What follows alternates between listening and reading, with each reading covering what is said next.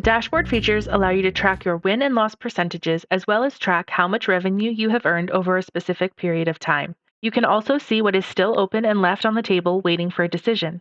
It will show you cumulative totals for your whole team and allow you to look individually at team member stats. As an account admin, you can view all this information for any one of your salespeople or see a summary of everyone's projects.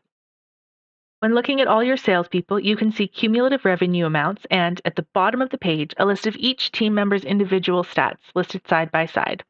When looking at a single salesperson, you can see all their open projects and which projects have follow-up calls scheduled. You can quickly navigate to any of these projects by clicking on the right arrow. When tracking new quotes, it is important to note that this reflects the number of reports that have been created across all projects, not the number of projects. If you have multiple reports created within a project, each report is counted as a new quote. And that is an overview of the dashboard features.